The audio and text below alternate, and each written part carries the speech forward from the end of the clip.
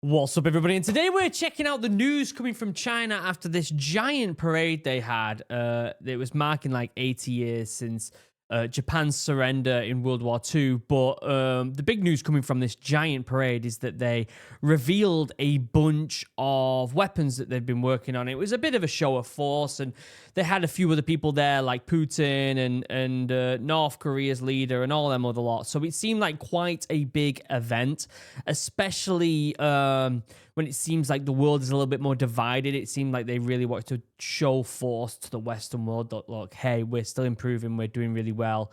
But we're going to watch it. We're going to check out some of the parade. We're going to see this analysis. There was analysis by Sky News, which is a news organization here in the UK. We're going to check both of them out.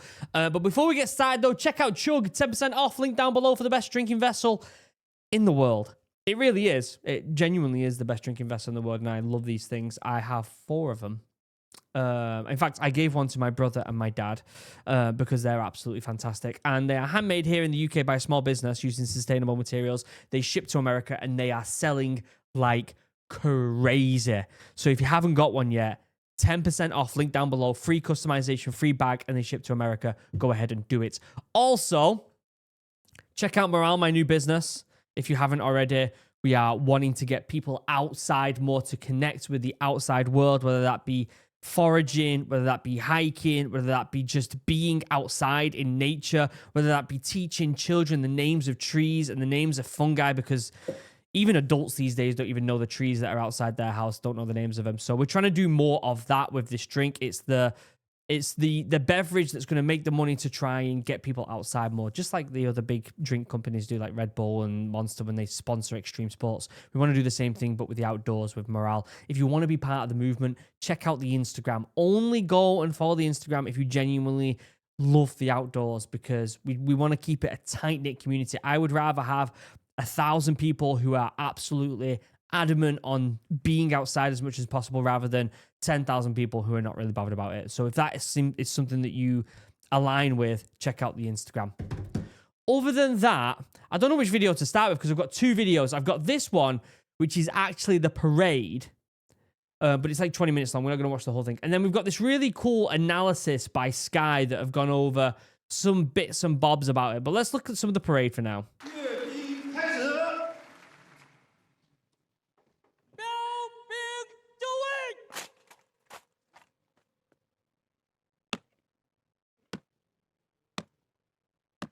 Listen, I've said it once, I'll say it again. Drill, okay, military drill is just a man's way to do dance choreography. That's all it is. Men just want to dance too. And we mask it with military stuff. We just want to dance with our bros. And so we've invented drill. That's it. We just want to dance with our bros. Look. This is all it is. Just a bunch of dudes wanting to dance with each other. But we're going to mask it by wearing uniforms, by looking stoic, and having weapons. That's all it is. All right, this is going to take a while, isn't it? Silence. It's a lot of tanks. Drum roll, please. Here he comes. To be fair, that building's pretty sick, isn't it? That's a pretty cool building. Like, from a visual standpoint, it looks really cool, doesn't it?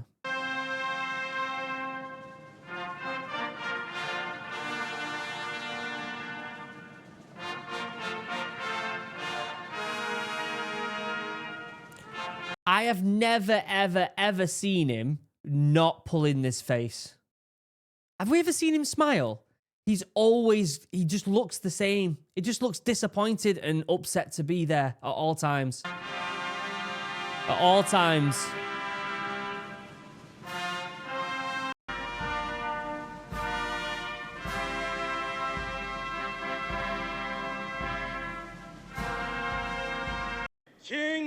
He's just disappointed to be there at all times, isn't he?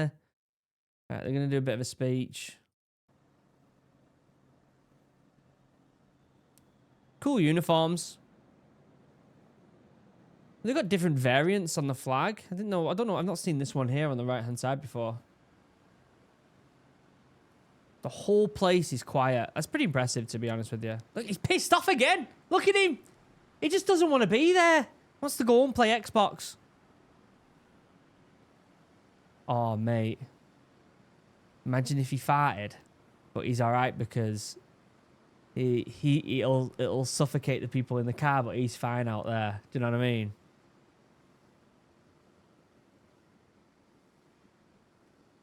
It's very quiet. Is there a reason for the silence? Am I being rude and ignorant right now? I hope I'm not. I don't want to be that guy. I just think military parades are a little much sometimes. Do you know why? Do you know why? Let me turn it down. It's probably because I didn't enjoy doing military parade in the Marines. That's what it is. So when I see this shit, I'm like, the amount of admin that's gone into this is insane.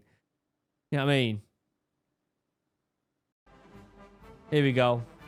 The tunes are starting now. He's still pissed though. Look at him. He said something.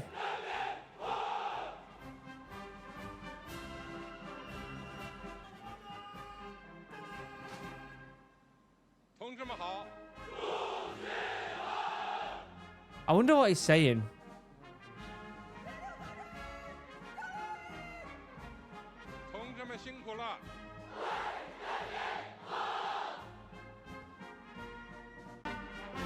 Cool. It's a bunch of people marching. Yeah, the choreography is really good. Lots of people. I mean, it's the same thing in it, really, as a lot of places. What's more important, though, is closer to the end of the parade, here, they started showing off some weaponry and vehicles. One in particular that caught my eye. I wonder if I can see it right here. This is a new laser technology that they've been hiding for a while. We're going to see a bit of an analysis of it in a minute. Which I think this is a good segue to get onto this piece, actually, that this individual's done over on Sky News. Kind of going over some of the stuff we're going to talk about. We're going to watch it, break it down. Quite a lot has been on display. I mean, these governments always use these opportunities to show what they've got and that they ought to be taken seriously. And so they were showing their heavy MIRVs, multiple independently targeted re-entry vehicles, their ICBMs, which are the intercontinental ballistic missiles, and these are the sort of things that can reach any part of the world, really, the United States. Yeah, I mean, there's a lot of equipment here that I feel like they've been very sneaky with, but they're really trying to show it all off in one go here. Look, we've got the, what's that, the J10s? Is that what it is? Is that what it is, a J10? Am I wrong there? I might be wrong.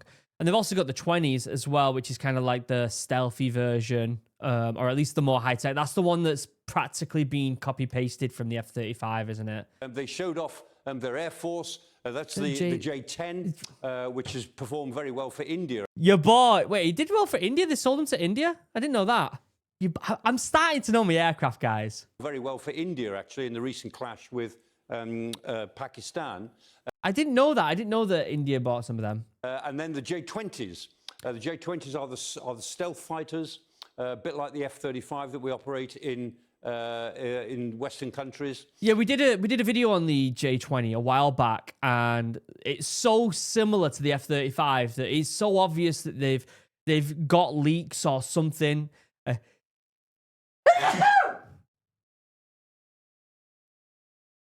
They've got leaks or something of the F-35 and basically just copied the homework, haven't they? And the whole parade was designed to show both old and new equipment. So the equipment that we would expect them to have, and those are J20s going over the monument, through to some of the newer stuff. This is quite an interesting one. I mean, this is the new tank, which is the ZTZ. The ZTZ. Let me Google that real quick. I have never heard of that one. ZTZ. ZTZ tank. Is this Type 99? Is that what it is? ZTZ-99 is a Chinese third-generation main battle tank. The vehicle was a replacement for the aging Type 88 introduced in the late 1980s. Interesting. Is this... How new is this? Well, it's been in service since 2001. So is this a newer variant of it? which is a lighter tank than normal. This one has taken inspiration from what's going on in Ukraine. And so the ZTZ, it's probably about 35, 40 tons instead of... So basically, they've looked at what's going on in Ukraine and thought that Bradley is absolutely dominating. Which, by the way, last night I watched the Warfare film that has Bradley's in it at the very end. If you've not seen it, go and watch Warfare. I think it's a prime example of both how horrific the war in Iraq was, while also feeling like it was I'm not going to say pointless, because it wasn't pointless, but like it felt like a lot of stuff was unnecessary. Does that make sense? A lot of lads got put in shit situations unnecessarily. But it's a fantastic film. You should go and watch it. It's on Amazon Prime here in the UK, and it's only like an hour and a half long. It's a very short film. But the Bradleys in that, and the Bradleys are used for the exact reason that the Bradleys were made for in that film. And it's genuinely really, really good. Go watch that film. 70 tons. It's more mobile. It's got different sort of fire systems. This shows that the Chinese are thinking about the ways in which the Ukraine war may be affecting ground warfare operations. Yeah. And they're making quite a play of these new lighter tanks. Okay. These are the laser guns. So this is the laser one. They've been keeping this secret for a long time. I've heard rumors of this one, and apparently it's supposed to be really good, but we know nothing about it. They're known as DEWs, the directed energy weapons. They're said to be the best in the world at taking down multiple drones. Yeah, but they're going to say that just like they say everything they've got's the best in the world. But let's be honest, their army's really good at drill and all this other stuff. But when it comes to fighting, they're not that good. That's the truth. Their soldiers are not as well trained as some of the soldiers that we've seen. India have better trained soldiers, let's be honest. Obviously, UK definitely does. America does. South Korea, I think, does. I think Chinese soldiers are probably better than Russian, but still, like I'm talking generic terms here because it's probably like it's on a scale, right? It's on a spectrum, but still, like it just seems like this is like China is like what Russia used to be, where it's all about we are the best, we've got this. It's like Russia during the Cold War, but when they actually get into fighting, they're probably not as good as what they seem to be. In a big area, we don't know if that's true, but that's the way they advertise them. And the Chinese were keeping these under wraps until today, in a way to pretend, maybe it's true, that there's something very secret and very important about them. So they kept them under wraps. This is the first time we've seen them. Before that, we just saw the vehicles with a big tarpaulin on top. So now we see the actual weapon itself. And the truth is, China could make a massive play here and become one of the most dominant countries in the world when it comes to the military. And right now, you would say they're like second, wouldn't you? And that wouldn't be including NATO, because I think NATO in general would demolish anyone. I think America on its own would demolish anyone. I think India is really making a power play, but they're making a power play in different ways to China. China are really concentrated on tech and technology and equipment more than anything else. And if that hand works for them, then so be it. But we haven't really seen them use this kit in combat yet, have we? They haven't really gone full-scale war with anyone just yet. So we're seeing certain US military equipment work in Ukraine, but at the same time, we haven't seen America go to war properly since Afghan and Iraq. So whether it can do what it says it can do, or they say it can do, we don't know. We won't know until somebody feels them as part of a real big military operation. But all these things keep trundling past, and the one that attracted a lot of attention, of course, are the hypersonic missiles, the DF-17. That's a ground-based hypersonic missile. So they go at Mach 5, which is 5 times the speed of sound. It can be about 6,000 miles an hour. Jesus. And what really worries the United States is that this is now a maritime version of it. So these things can be put on ships. They're already very potent weapons against aircraft carriers, incidentally, and big ships. But if they can be put to sea as well, then it gives them even extra range, and they can be even closer to a task group. Yeah, that's kind of scary. Let's be honest. That can be quite dangerous, and they're getting a bit much here, aren't they? Some people are saying, of course, that this means that the aircraft carrier is finished in world politics, but then the Chinese are building aircraft carriers themselves. Yeah. This is an interesting one. This is an underwater drone, and so we're seeing lots of these now. Drone warfare is becoming bigger. We're seeing Britain doing this new drone aircraft carrier, which is an aircraft carrier specifically just for drones. Now we're seeing submarines that are drones. I mean, we've already had them for a while, but they're really making a bigger play. It's like that one the US has got that looks like a stingray. You know which one I'm talking about? Basically, a crewless submarine, which is simply able, you can see the relatively conventional propeller at the back of it, diesel-driven, we think, and that is able simply to move around under the surface, being controlled by a mothership, maybe quite a long way away, or even from the shore. And again, that is a threat to any foreign navies. So the United States is developing its own version of that, but it's very interested in the fact that the Chinese may be developing this sort of thing. Here's some more drones here as well. Again, drones are becoming more and more popular. I think we're going to see a big leap into the fact that airways are going to be mostly dominated by drone warfare soon. I always think there's a place for manned aircraft, just because I've said this in the past. I think the creativity of being in a dogfight, the human creativity is always going to outweigh what an AI can do. However, it doesn't mean that the majority of the drones in the sky, the aircraft in the sky, are going to be drones in the future. It's guaranteed. Then there's quite a lot of aerial drones on display, and these are effectively robot aircraft. This is sixth generation warfare, so they've got different types of them. And all of these would be capable of flying, say, with the J-20 fighter, 3 or 4 of them around the J-20 fighter, acting as their wingmen. And the Chinese have really moved into this business. Whether these are as good as they look as if they could be, we just don't know.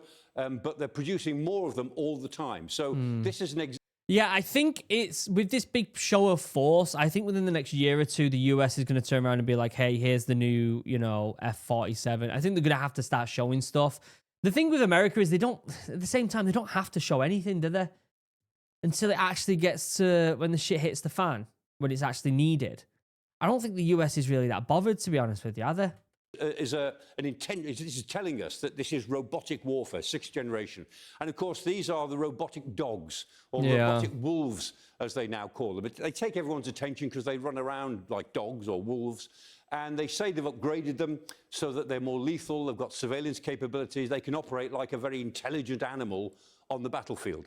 They're not probably a real game changer, but they will go into places that human flesh and blood doesn't want to go. And in that respect, they can really be quite useful. So this is a sort of yeah. So that's all the equipment that they've shown at this parade. I think that it's a really big show of force for China. This is going to be very exciting for them, right? Like, and for all Chinese allies, that they're gonna be very excited about this amount of equipment and this show of force and this kind of new advancement that they're making. I am fine here in the West. I'm not really. I don't find it that intimidating. Yes, granted, it's bigger than what they've got here in the UK probably, but the UK is also very secretive. We've got a lot of stuff that, just like America, that isn't shown, and I think that's probably the biggest play that we've got in our advantage. Plus, also, in the Western world, we've got NATO, which is just so robust. I'm not worried about this type of stuff. I'm really not. Plus, the quality of soldiers that the Western world seems to produce is second to none. Let me know what you think. Does this make you worry? I'd love to know in the comment section down below. Check out Chug, 10% off, link down below. And also check out Morale. Go check out the Instagram if you want to be part of the movement. I'd love to know your thoughts in the comments. Does this intimidate you? Does this make you worry? Does this make you think the US should do some sort of show of force, or NATO in general? I don't think it does, personally. I do think that as soon as the F-47 is shown off and some other big military kit over here in the UK and in America, I think the rest of the world will be like, well, there we go. We're back to worrying again. So I'm not super worried about it, but it's a good show of force for the Chinese people if they want to have a bit of pride in their nation. Let me know what you think in the comments. Other than that, I'll see you in the next video. I love you all. Have a wonderful day. Goodbye.